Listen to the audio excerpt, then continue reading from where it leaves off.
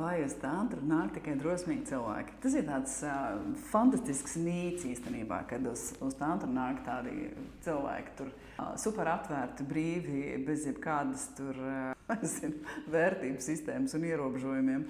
Nē, uz tantru nāk tādi tie cilvēki, kas ir jūtoši, domājoši, meklējoši, tie, kur ir noguruši no tās virspusējības, no tās masku balles, kuru mēs spēlējam, kur ir noguruši no līdzskarīgām attiecībām, kur ir noguruši no tā visa tām programmām, kas mums ir ieaustas ķermenī un apziņā.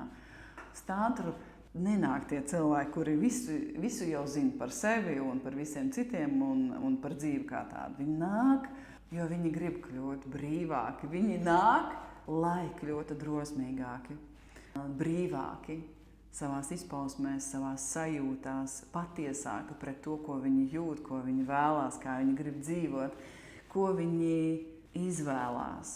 Jā, drosmīgi ieraudzīt patiesību un dzīvot caur šo savu patiesību. Tie, kuri grib tādi būt, tie arī nāk.